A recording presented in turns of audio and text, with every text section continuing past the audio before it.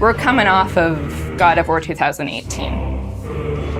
How do you top that?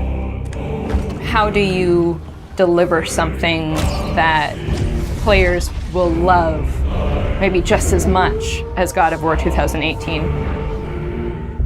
The pressure was tremendous.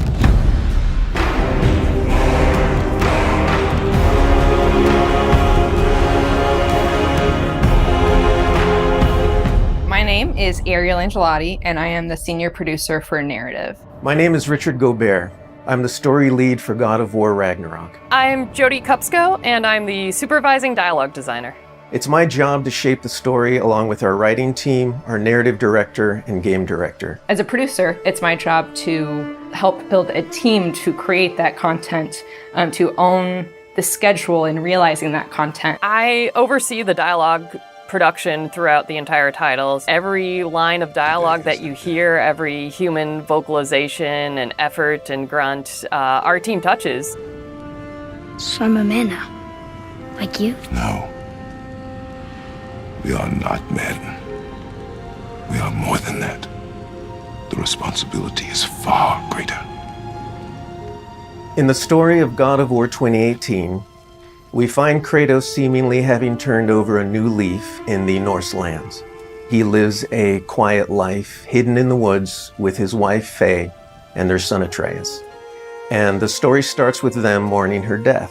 And we learn that she made a final request before she passed away. She wanted them to spread her ashes from the highest peak in all the 9 realms. He's scared of being a bad father, a bad influence, and as a result, it's made him an absent father. His greatest fear is that he's passed that evil that's inside of him onto his son. You are too quick to temper. You are rash, insubordinate, and out of control. This will not stand. You will honor your mother and abandon this path you have chosen. It is not too late. They befriend Freya, who is an exiled Vanir goddess who used to be married to Odin. They meet Mimir, the self-proclaimed smartest man alive, who serves as their guide and their confidant. And they meet the Holdra brothers, Brock and Sindri, who are world-class weaponsmiths who end up their main source of upgrades and equipment. Now, among the enemies they make are the Aesir gods, whose leader is none other than Odin, someone we never meet in God of War 2018, but who casts a very long and dark shadow over the 9 realms. There are consequences to killing a god! Why? How do you know?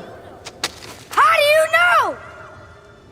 After many adventures, Kratos and Atreus end up fulfilling Mom's wishes, and over the course of that journey, they find out more about each other and about themselves, and finally find a common ground between them.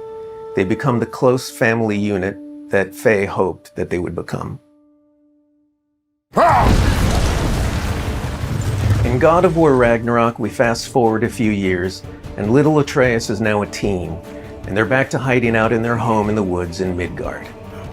During the course of the previous game's events, they were forced to kill Odin's grandchildren, Magni and Modi, the sons of Thor. Thor does a lot of the lion's share of Odin's dirty work, and as a consequence, he's a very violent, unstable personality. At the end of the last game, they were also forced to kill Balder, the son of Odin and Freya, and that has its own set of consequences. He was a very powerful chess piece for Odin, one that Odin is incredibly bitter about losing. Freya has vowed vengeance against them for the killing of her son. Kratos and Atreus didn't want to kill him, they were friends with Freya, but Balder tried to kill her in front of them, and Kratos had no other option in the moment but to kill him to save Freya's life, even though it meant losing Freya's friendship. I will parade your cold body from every corner of every realm and feed your soul to the vilest filth in hell. That is my promise. He saved your life. He robbed me of everything.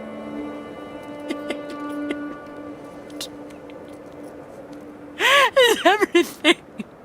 His death is also foretold to bring about Fimbulwinter, which is a brutal 3-year winter that is then followed by Ragnarok. It's an apocalyptic war between all the Norse gods, the giants, the dwarves, and the elves, and an army of the dead. They're all destined to fight in a battle that basically ends the world. Kratos is understandably worried about his son and what it means for him. You get to go on this journey with how Atreus grows into a young adult and how Kratos grows into his next era in his life, and really see kind of the parent that he's striving to be, but the person he's striving to be. I find that tale so incredibly relatable. We had started shooting plenty of content before the pandemic hit. In fact, the week before we all went work from home, we were doing a shoot. I remember being on and off that set, running back to the office and having to talk to studio leadership about what was going down and how this was going to impact us moving forward. And those were trying times. For us, it was a very unique challenge because we had to bring in actors and we had to record them.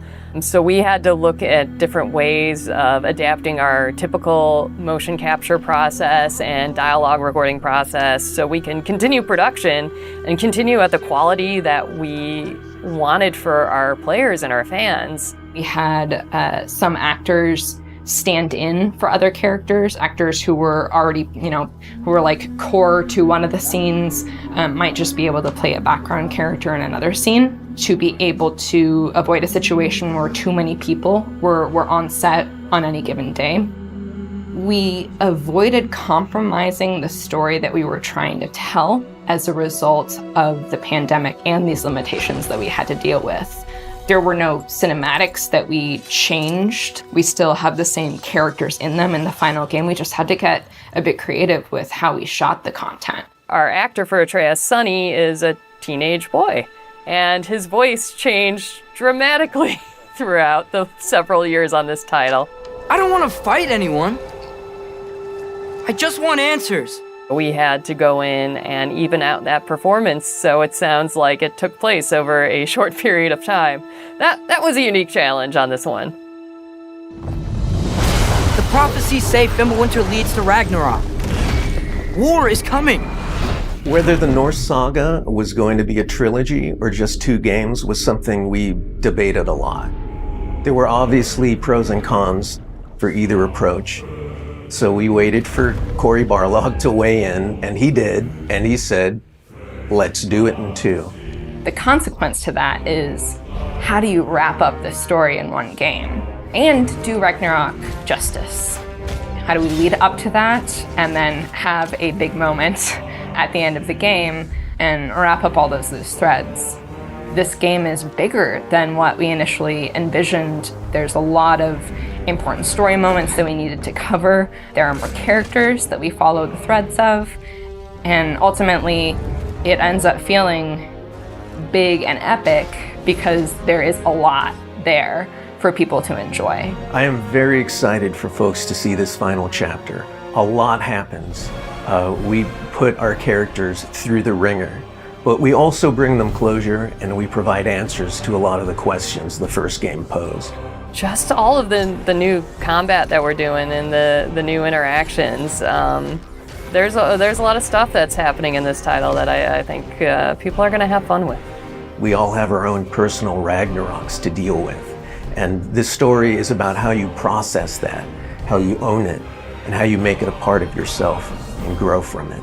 I mean, we set some stuff up at the end of last game. There's going to be some consequences this game. We're going to see how things play out between Freya and Kratos. We're going to see how the evolution of the family relationship continues. You got Brock and Sindri, the dwarves, who are kind of part of your makeshift family now. And there's going to be some other characters that we introduce that may be going to disrupt the balance a little bit. I can't wait until players get their hands on the game or are able to experience how the story unfolds for themselves. We have, I think, an incredibly well-rounded game.